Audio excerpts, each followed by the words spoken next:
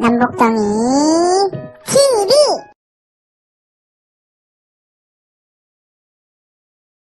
안녕하세요. 2022년 이민년에 처음으로 맞는 역사교실 시간입니다. 먼저 새해 인사 올리겠습니다. 올 이민년에는 어르신들 모두 건강하신 한 해가 되기를 기원합니다. 오늘부터 2022년도 역사교실 첫 강의가 시작되는데요. 지난 21년 마지막 강의에 이어서 조선의 수치제도에 대해서 알아보겠습니다. 조선시대의 수치제도는 크게 전세, 공납, 역으로 나뉘는데 전세는 토지를 소유한 농민이 국가에 납부하는 세금입니다. 조선 초기에는 수확량의 10분의 1 정도를 내던 것이 세종대에는 연분구등, 전분6등법이 제정되어 풍흉에 따라 9등급으로 나누고 토지의 비옥도에 따라 6등급으로 나누어 납부하였는데 토지 1결당 4에서 20두 가량이 되었죠. 이렇게 거둬들인 조세는 조창에 모아두었다가 육로나 수로를 이용하여 서울의 마포와 용산으로 운반하는데 이런 조세를 운송하는 제도를 조운제도라고 합니다. 평안도와 함경도는 사신 접대비와 군사비로 자체적으로 사용하는 익류지역으로 남았고요. 조운제도의 비중은 조선 후기로 갈수록 조세를 면포나 동전 등으로 내는 지역이 확대되면서 세곡 운송의 필요성이 감소되어 점차 줄어들어 19세기 말에는 소멸하게 됩니다. 조선시대 수치제도 중에서 15세기의 공납은 각 지방의 특산물을 할당하여 현물로 징수하는 제도인데요. 징수 방법은 집집마다 호구 단위로 징수하고 이 공납은 전세보다 농민에게 더 큰 부담이 되었죠. 16세기가 되면 한번 공물로 정해져서 공안에 오르면 이를 바꾸기란 쉬운 일이 아니어서 공물의 대리납부, 즉 방납이 실시되었는데 폐단이 심화되어 소농민의 몰락을 가져왔습니다. 이에 이이 유송령 등이 공물을 쌀로 대신 내는 대공수미법을 제시했고 광해군 즉위 직후 이원익의 건의로 경기 지역에 처음 실시된 대동법은 숙종 때에 전국적으로 시행하게 됩니다. 이번에는 역입니다. 역에는 군역과 요역이 있는데 15세기 군역은 보법에 의하면 현역에 근무하는 정군과 정군의 비용을 보조하는 보인이 있죠. 이 보인은 보포라고 해서 한 달에 포목 2피를 정에게 내야 합니다. 조선시대 요역은 전세미의 수송, 곡물의 조달, 토목공사, 지대로 적용되는데 성종 때에는 토지 8결당 1명이 동원되어 1년에 6일 이내로 징발했죠. 16세기가 되면 농민들의 요역 기피 현상이 퍼지자 군인을 동원할 수밖에 없었죠. 그러면서 군역을 기피하게 되고 복무 면제 대신 군포를 징수하는 방군수포와 대신 군역 복무를 하는 대립이 성행하자 군포 징수제를 실시하여 군역의 요역화가 일어납니다. 이렇게 되자 농민들은 군포 부담이 증가되고 사실상 군적이 부실해졌죠. 이렇게 조선의 15, 16세기가 지나고 17세기 이후가 되면 조선의 수치제도도 개선이 됩니다. 어떻게 개선이 되는지 한번 살펴볼까요? 전세는 17세기가 되면 정액화가 되는데요. 인조 1635년에 영정법을 제정하여 풍흉에 관계없이 토지 1결당 미곡 4두로 고정을 시킵니다. 이 영정법은 전세율의 인하인데요. 이것으로 지주의 부담이 많이 감소되었죠. 하지만 소작농은 여전히 병작 반수제를 유지합니다. 그런데 수수료, 운송비, 자연소모분으로 부가세를 징수함으로써 농민의 부담이 증가되는 현상이 나타납니다. 공납은 전세화가 되지요. 방납의 폐단이 심해지자 광해군은 대동법을 실시합니다. 토지 1결당 미곡 12두 또는 3배, 무명, 동전 등으로 납부하게 하는 방법이죠. 이 대동법은 공납이 토지세로 변한 것이고 지주의 부담은 증가되고 소작농의 부담은 감소됩니다. 하지만 별공과 진상은 여전히 현물로 징수했고 상납 및 비율이 증가함에 따라 농민 수탈이 강화되었죠. 그러나 대동법 실시 이후 상공업이 발달하는데요. 국가에서는 필요한 물품을 공인을 통해 구입하는데 물품 대금을 선불로 지급해서 시장에서 구매하게끔 되어 있죠. 따라서 상공업이 발달하는 촉진제 역할을 하게 됩니다. 또한 조세의 급납화도 촉진되어 상품 화폐 경제의 발달을 촉진시켰습니다. 군역은 일부가 전세화됩니다.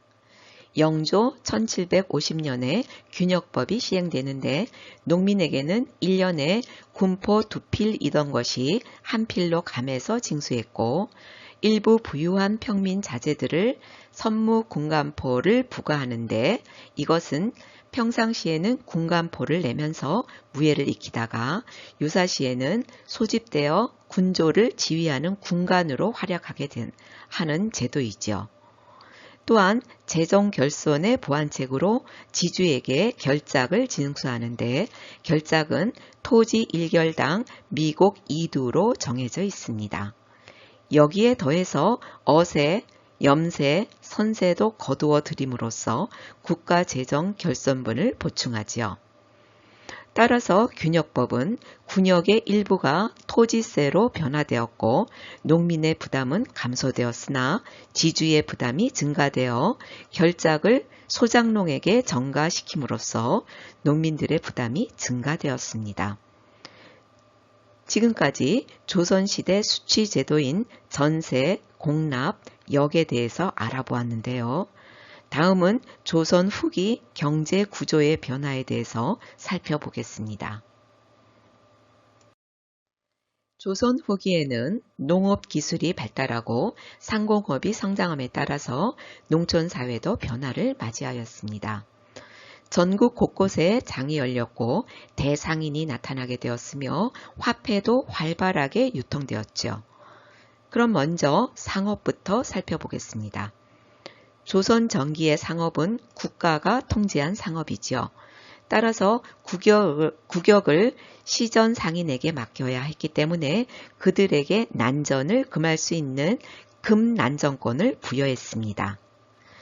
조선 후기가 오면 공납의 급납화가 되면서 상품 화폐 경제가 발달하고 공인을 비롯한 송상, 경강상인, 만상, 내상, 유상 등 거상들이 도고로 성장하고 지방에서는 이양법의 전국적인 보급으로 생산량이 크게 늘어나 상공업이 성장함에 따라서 곳곳에 상시가 들어서고 발달하게 됩니다.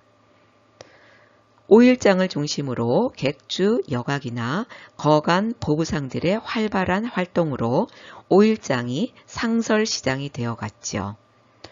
포구에서의 교육도 활발해져서 의주 만상들은 책문 계시와 후시에서 청나라와 무역을 하였고 동네 내상들은 외관 계시와 후시를 통해 일본과 무역을 했습니다. 그렇지만 금난정권의 폐해가 속출하면서 정조는 신해통공을 실시하여 금난정권을 폐지함으로써 더욱더 사상들이 자유로운 상업활동을 하였죠. 이번에는 수공업을 살펴보겠습니다. 조선 전기 15세기에는 관영 수공업이 발달했고 16세기에는 납포장이 증가하였는데 납포장이란 공장 안에 등록된 경공관장은 일정한 기간 공역에 동역되어 책임 생산량을 할당받고 일을 하였는데 공역에 종사하는 기간에 생산된 생산물은 당연히 국가에 귀속되었죠. 그러나 자신의 책임량을 초과한 생산품, 즉 공역에 동원된 기간 이외의 시간에 생산한 생산품은 자유로이 판매할 수 있었는데 그 대신 소정의 공장세를 국가에 내야만 했죠. 이것을 납포장이라 합니다. 조선 후기가 되면 납포장이 자연스럽게 민영 수공업으로 전환되어 발달하게 되고 선대제가 성행하면서 독립수공업자가 출현하게 됩니다.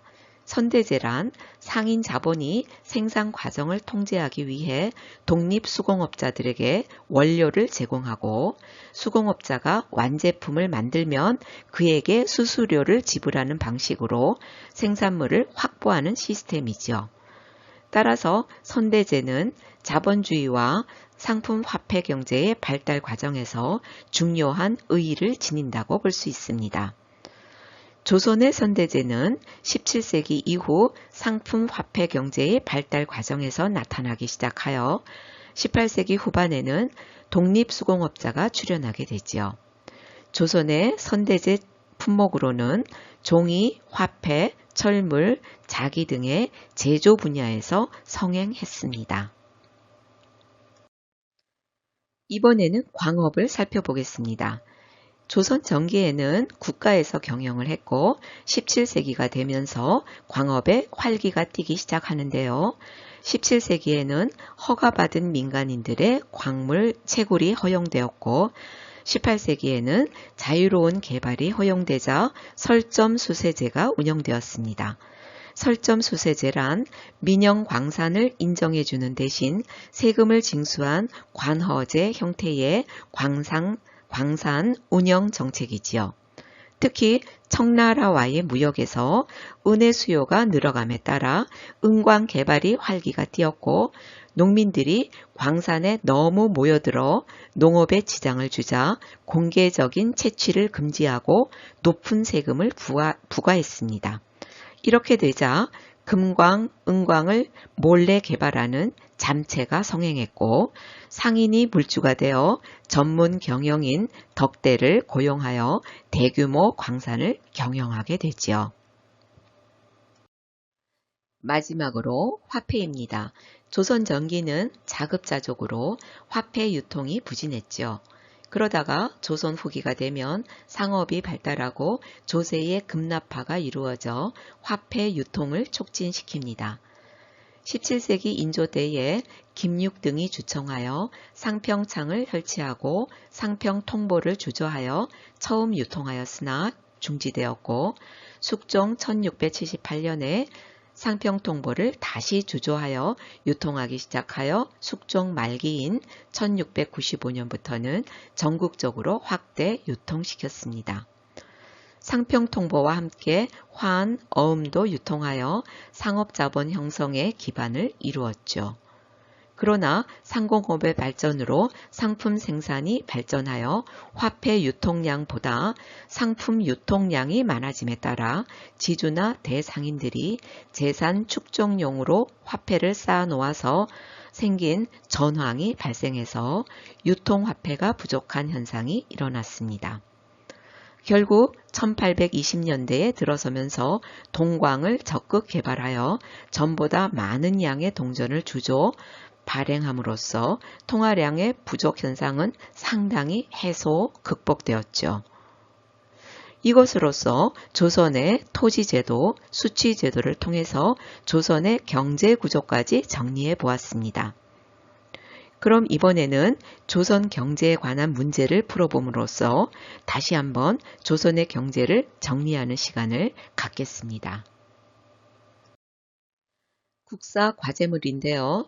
주어진 사실을 통해서 조선의 농민 길동이 내야 하는 세금은 얼마나 될까요? 하는 문제입니다.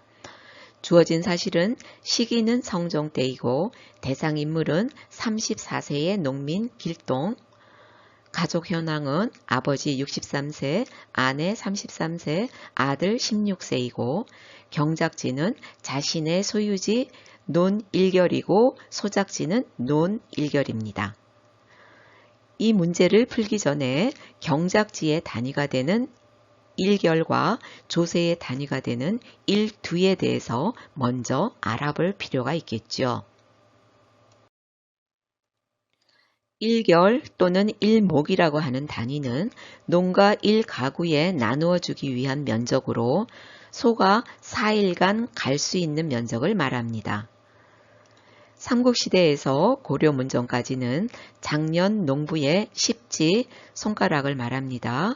십지를 1척으로 해서 사방 640척이 1결로 되어 있고 현재의 미터법으로는 15,447.517제곱미터, 약 4,681평을 말합니다. 조선 세종 26년부터는 연분구등 전분 6등법이 적용된 때이죠. 1등전의 1결의 넓이는 477.5척, 즉 9,859.7제곱미터, 약 2,988평을 말하고 인조 12년 1634년부터는 영정법이 적용된 때인데 1등전의 1결의 넓이는 1809제곱미터, 약 3,275평을 말합니다. 대한제국 광무 6년 1902년부터는 국제도량형법에 따르면 10,000제곱미터인 1헥타르를 1결로 제정했죠. 약 3,030평입니다. 이번에는 조세의 단위인 두를 알아보겠습니다.